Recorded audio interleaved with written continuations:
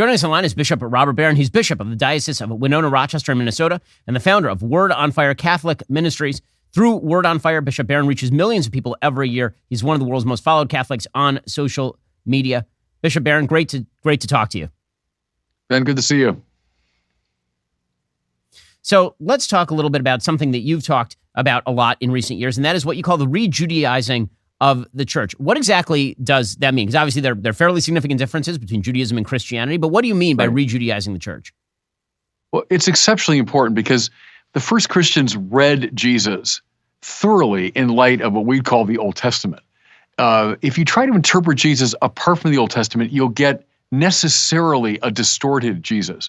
So St. Paul is a good example. Rabbi Shaul, who becomes Paul the Apostle, and he says Jesus is the yes to all the promises made to Israel, which means you can't understand him apart from what's anticipated in Israel. When we de-Judaize Christianity, it turns into kind of a Gnostic philosophy. You see, by the way, a lot of that on display today. Whenever Jesus is presented as a kind of teacher of timeless moral truths, or he's like a great sage from the ancient world, you know you've misread him. He's the yes to all the promises made to Israel, and only against that background will you properly understand him. So let's talk more formally about what exactly the distinction is between those two views of Jesus. One as not just God in the Catholic worldview, but also as a Jewish figure, as born as a Jew, lived as a Jew. What exactly would that mean, as opposed to the sort of thing that we've been told by the media, the sort of almost Buddha-esque figure who just is there to say pithy statements and then get out of your way? Yeah, I would say, looking at the sweep of biblical history, you see a kind of 5-act drama, beginning with creation, followed by the fall, followed by the formation of a people, Israel, which is God's great rescue operation, God's attempt to restore his creation. And then we would say the great story of Israel culminates in the coming of the Anointed One, the coming of the new David, the fulfillment of the promises made to Israel. So that's the 4th act, is the coming of the Messiah. And then we would say, followed by a 5th act that we're in now until the very end of time, which is the era of the church. Now people being drawn more and more into what we call the mystical body of Christ. But see, Christ fits into that narrative. It's a Jewish narrative. It's a biblical narrative, from creation to fall to Israel to the Messiah. If you take him out of that, then you get this distorted, I would say at best mildly interesting Jesus. But the compelling Jesus is the one who fulfills the story of Israel. So obviously we've seen this vast uptick in anti-Semitism in the wake of October 7th, which is pretty astonishing given the fact that it was the largest attack on Jews since the Holocaust, and much of the world has responded by hating Jews more as a result of that attack on Jews. Now, how should, number one, Christians understand that? And number two, you suggest that a better understanding of the New Testament is a curative towards some of the anti-Semitism that we're seeing right now. I think it'll help. I mean, obviously, any form of anti-Semitism is morally repugnant. And, in recent years, the popes have been so good, let's say commencing with John Paul II, but even before him, go back to Pius XI, that we're all spiritually Semites, he said, in regard to Christians. So the popes have been really good and strong. Think of the Second Vatican Council, Nostra Aetate is the document in question, that condemns any form of anti-Semitism. So that's a very important theme. But I think our point is when Christians realize how Jewish their own religion is, when they realize how Jewish their own scriptures are, that we can't understand Jesus apart from it, I think that helps. Because a Christianity which has become anti-Semitic is going to tear itself apart. And I'll go all the way back, Ben, to the 2nd century. This is a very old fight within Christianity. There was a figure called Marcion, who was a theologian based in Rome. And Marcion said, look, get rid of the Old Testament. It's testimony to a fallen God.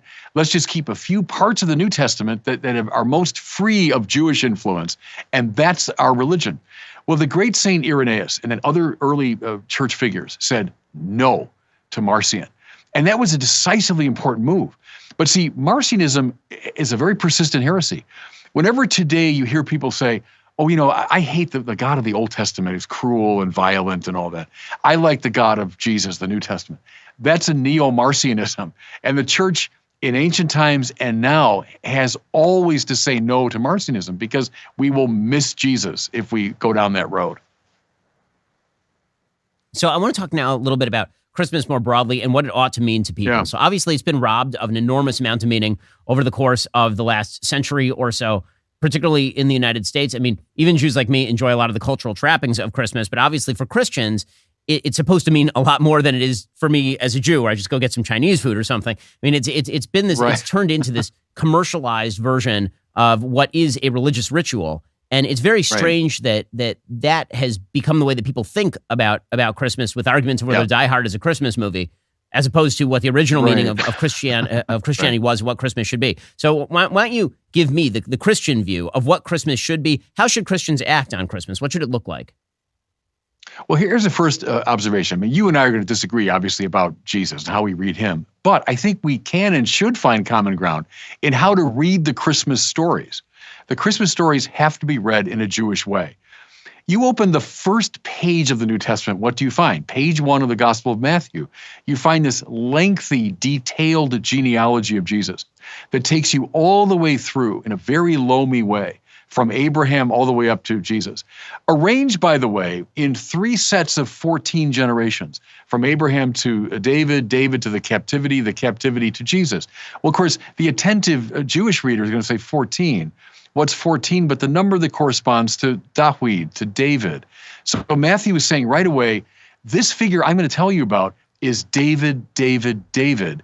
And he can only be understood through this long history of Israel.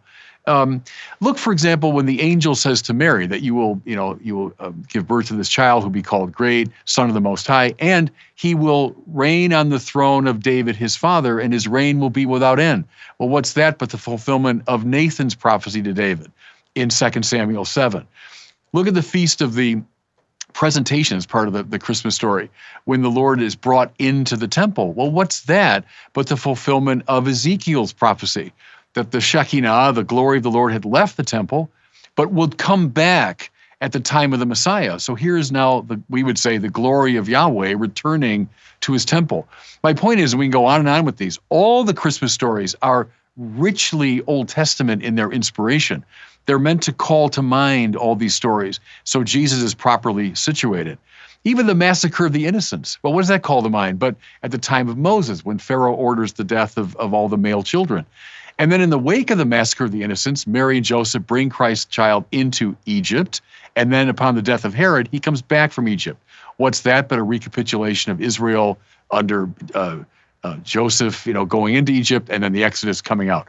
Again, on and on we could go, but these are all the rich associations with the Old Testament. That's a way to approach the Christmas stories. So, when we look at sort of the place of church in life, you and I have talked a lot about this in a wide variety of contexts, about how the decline of church in American life has been one of the great tragedies of our time in the last century and a half. But there is a revitalized church that is growing, and it is more traditionalist in orientation. It turns out that the Jesus that you're talking about, the Jesus that actually is connected to the Old Testament, is a lot more inspirational and interesting to people than the sort of paled out Jesus who is a speaker of progressive truths. It turns out that doesn't fill churches, because if you want that, you can go to a Democratic Party rally and wave a different flag. And it's not what people are actually going to go to church for. No, precisely right. As you suggest correctly, why bother? But this goes all the way back to people like Friedrich Schleiermacher, early 19th century founder of liberal Protestantism, that tries to make Christianity accessible and agreeable to what he called its cultured despisers. And that's been the strategy of most forms of Christian liberalism from that time on, kind of going hat in hand to our cultured despisers and saying, we want to make our religion as acceptable to you as possible. The result of that is a very thinned out, uninteresting, blandly spiritual figure. But it's the richly biblical Christ, you're quite right, that's going to be compelling to people, always has been. Well, folks, you can go check out Bishop Barron's work over at Word on Fire Catholic Ministries. It's all fascinating stuff. Bishop Barron, it's always great to talk to you, and Merry Christmas. God bless you. Thanks, man.